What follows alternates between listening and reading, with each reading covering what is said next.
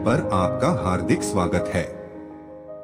मित्रों, हम सभी ने किसी ना किसी से यह कहते सुना है कि श्मशान में भूत प्रेत होते हैं, और कुछ लोग यह भी कहते हैं कि श्मशान में भूत प्रेत की आत्मा 12 बजे रात को घूमती है। मित्रों, चलो जानते हैं महात्मा बुद्ध जी से श्मशान में भूत होते हैं या नहीं, एक कहानी के माध्यम से। जो भी व्यक्ति गौतम बुद्ध का शिष्य बनकर बुद्ध के साथ रहना चाहता है और बुद्ध की शरण में आना चाहता है, तो बुद्ध जी कुछ लोगों को बुद्ध बिना परीक्षा लिए ही स्वीकार कर लेते थे और आश्रम में रहने की अनुमति दे देते हैं।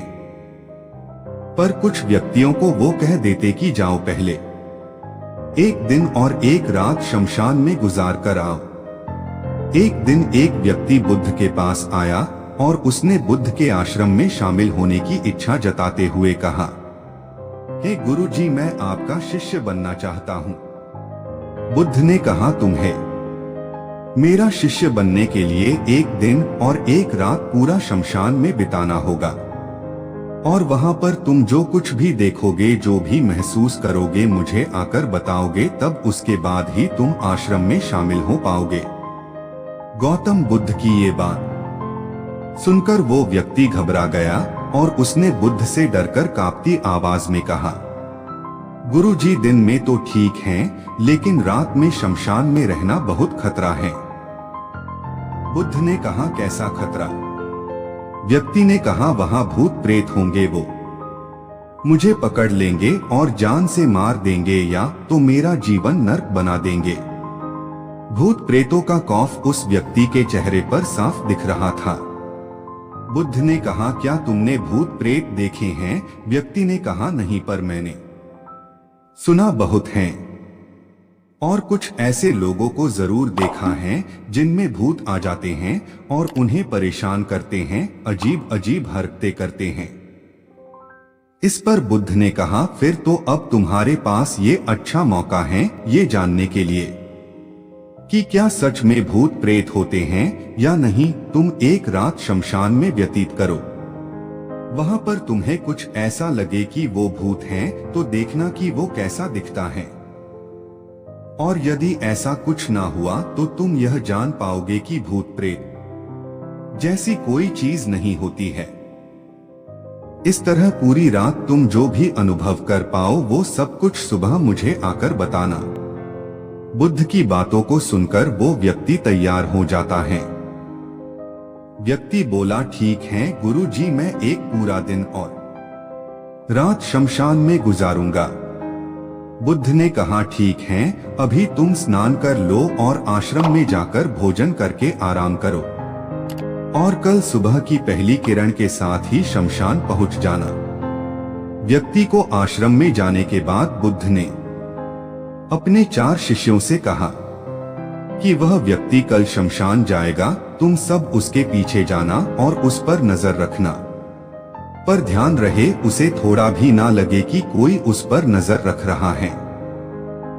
अगले दिन सुबह होते ही वो व्यक्ति शमशान में पहुंच गया और 4 शिष्य भी उस व्यक्ति का पीछा करते हुए एक जगह छुपकर उस व्यक्ति पर नजर रखने लगे। जब तक दिन था तब तक वो व्यक्ति शमशान में इधर उधर घूमता रहा, उसे काश वैसा कुछ भी अनुभव नहीं हुआ। लेकिन जैसे जैसे सूर्य के ढलने के साथ अंधेरा बढ़ता जा रहा था, वैसे वैसे व्यक्ति की धड़कनें भी बढ़ती जा रही थी। किसी तरह उस व्यक्ति ने पूरी रात शमशान में गुजार ही ली और सुबह होते ही वो बुद्ध के पास पहुंच गया। बुद्ध ने व्यक्ति से पूछा, बताओ शमशान में कैसा समय गुजरा तुम्हारा? क्या तुमने कोई भूत देखा और क्या क्या अनुभव किया? व्यक्ति बोला, गुरुजी, जैसे ही मैं सुबह सुबह शमशान में पहुंचा तो वहां कुछ घंटे बाद मुझे कुछ लोगों की भीड़ शमशान की ओर आती दिखाई पड़ी जो एक अर्थी लिए आ रहे थे। मैंने जब उन लोगों को ध्यान से देखा तो उनमें से कुछ लोग बहुत दुखी थे, कुछ लोग सामान्य और कुछ लोग बेहद खुश थे। वो लोग उस मरे हुए इंसान के बारे में बोल रहे थे कि इस व्यक्ति ने बहुत अच्छे कर्म किए हैं, बहुत किस्मत वाला है ये। इसके बाद उस मरे व्यक्ति के बेटे ने अपने वृद्ध पिता की चिता को अग्नि दी। अर्थी के साथ शमशान आए लोग कुछ देर वही खड़े रहे। चिता प्रचंड आग की लपटों से धू धू करके जलती रही और सभी लोग मायूस खड़े होकर जलती चिता को देख रहे थे। जैसे जैसे चिता की आग धीमी होने लगी, वहां पर मौजूद लोग भी वहां से जाने लगे और थोड़ी देर बाद वहां पर 2 और अर्थी आई, जिसमें एक अर्थी किसी अमीर व्यक्ति की थी जो तरह तरह के फूलों से बहुत सजी धजी थी। उस अर्थी के आसपास बहुत से लोग भी थे और दूसरी अर्थी एक गरीब व्यक्ति की थी जो बेहद साधारण सी थी और उसके आसपास गिने चुने ही लोग थे। अमीर व्यक्ति की चिता चंदन की लकड़ी पर जलाई गई, जबकि गरीब व्यक्ति की चिता साधारण लकड़ियों पर जलाई गई। पहले अमीर व्यक्ति की चिता को जलाया गया क्योंकि वो अमीर था। उसके बाद गरीब व्यक्ति की चिता जलाई गई। दोनों व्यक्तियों की चिताएं जब जल गई तो सभी लोग शमशान से चले जाते हैं, लेकिन मैं वहीं खड़े चिताओं को देखता रहा। अब बुद्ध ने कहा, तुमने उनकी चिताओं को देखकर क्या समझा और क्या अनुभव किया? व्यक्ति ने कहा, गुरुजी, दोनों की चिताएं एक समान थी, दोनों के ही शरीर उन चिताओं में समान तरीके से ही जले। उसके बाद जब सब कुछ जलकर राख में बदल गया तो वो राख भी एक समान ही थी। गुरु जी, उसके बाद वहां पर एक महिला की अर्थी आई। उस औरत का पति बहुत दुखी था, फूट फूट कर रो रहा था। अर्थी के साथ शमशान में आए बाकी लोग भी बहुत दुखी थे। वो सभी उसके पति को दिलासा दे रहे थे कि गुरुजी, मैंने उसमें देखा कि बहुत से लोग काफी बुद्धिमान थे, वो ज्ञान की बातें कर रहे थे।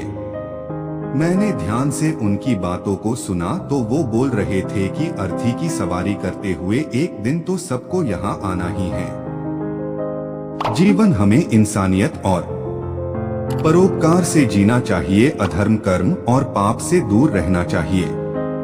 किसी को कभी कष्ट नहीं देना चाहिए। धन के पीछे हमेशा भागकर जो हम अपने जीवन का सुख चैन गवा बैठते हैं और अंत में जो भी धन इकट्ठा करते हैं वो सब कुछ तो यहीं धरे का धरा रह जाता है।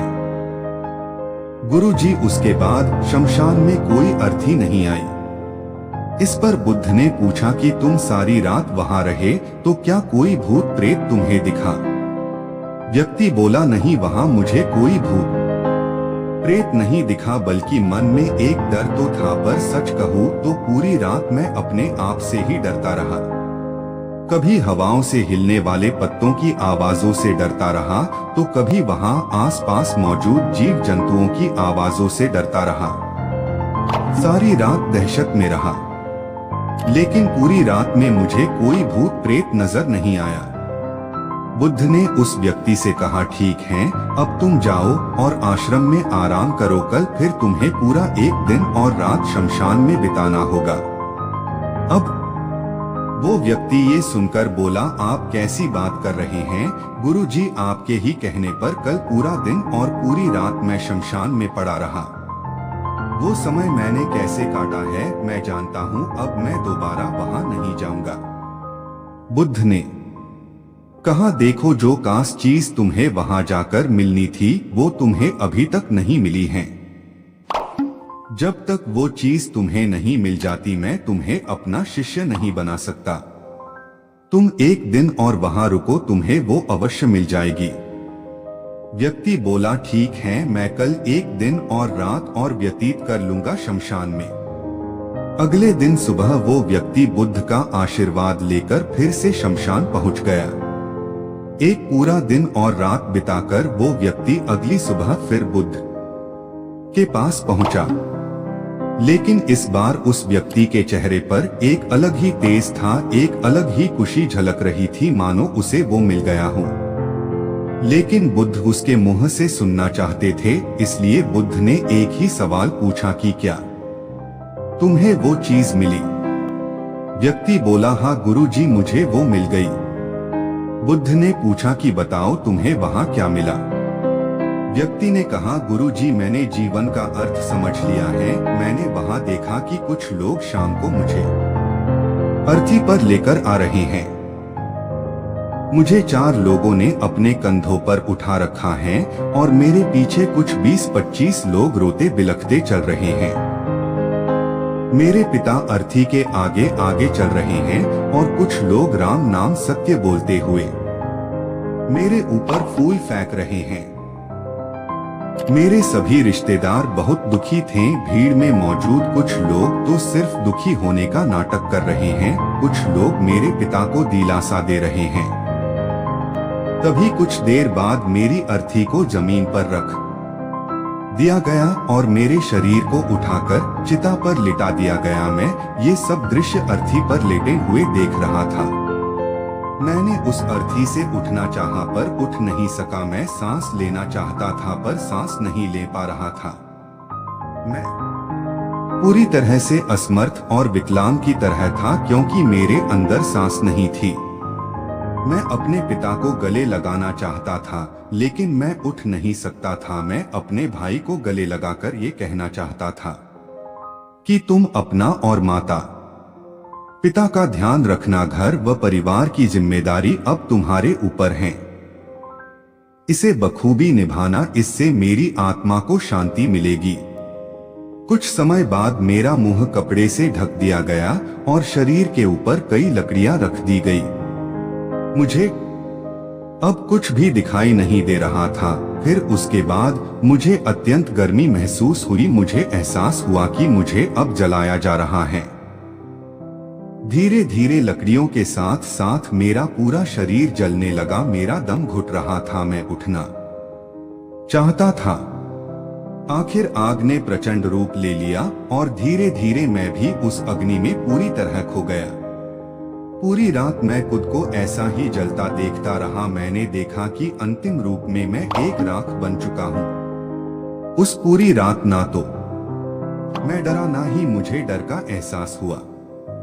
जब आंखें खुली तो एक तीव्र रोशनी मेरे आंखों पर पड़ी। मैंने देखा कि ये तो मैं हूँ, वो भी शरीर के साथ। मुझे बहुत खुशी का अनुभव हुआ। उसके बाद मेरे मन से ना जाने कितने ही भ्रम समाप्त हो गए और मैं आपके पास आ गया। बुद्ध मुस्कुराए और बोले कि तुम अब आश्रम में शामिल हो सकते हो क्योंकि तुमने अब ज्ञान रूपी उस बीज को प्राप्त कर लिया है जिसमें शरीर को भूलकर स्वयं को जानने की इच्छा होती है। इसी ज्ञान की प्राप्ति के लिए मैंने तुम्हें शमशान भेजा था जहां अंततः तुमने ये जाना कि शरीर नश्वर है, नेत्रों से दिखने वाली हर चीज नश्वर है। शमशान आने वाला हर व्यक्ति भी यह समझ रहा होता है पर शमशान से वापस जाते ही वो सब भूलकर पुनः उन्हीं गलत कार्यों में लग जाता है, जैसे झूठ बोलना, लूट धसोट, अधर्म, लालच, लालसा, बुराई, क्रोध, अशब्द, अहंकार, ईर्ष्या, नाना प्रकार बुरी भावनाओं से बुरे कर्मों को अंजाम देते हैं। किंतु अब तुम्हारे अंदर ज्ञान का वो बीज जम चुका है जिसमें हम जीवन को तब तक नहीं समझ सकते जब तक मृत्यु को निकट से देखा व समझा ना जाए। अच्छे स्वास्थ्य की कीमत वही समझ सकता है जो अत्यंत बीमार हो या जो बहुत लंबे समय से गंभीर बीमारियों से जूझ रहा हो।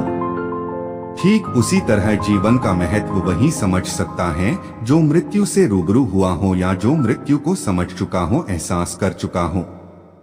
अब तुम्हें इसी बीज को लक्ष्य बनाकर कर ध्यान की मदद से स्वयं को और ज्यादा जानना है और ज्ञान की उस सीमा पर पहुंचना है जिसे जानने के बाद कुछ भी शेष नहीं रह जाता है। कोई इच्छा, कोई लालसा शेष नहीं रह जाती। मन हर विचारों से मुक्त हो जाता है, सब शून्य में समाहित हो जाता है। मन में जिज्ञासा का कौतूहल शांत होकर ज्ञान रूपी शांति में बदल जाता है। यहीं से परम शांति, सुख, सुकून का आनंद एवं अनुभव प्राप्त होना आरंभ होता है। तो दोस्तों, अगर आप भी भूत प्रेत आत्मा देखी है तो कमेंट करके जरूर बताएं।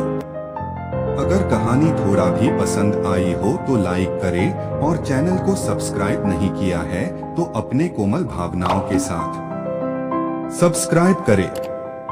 धन्यवाद।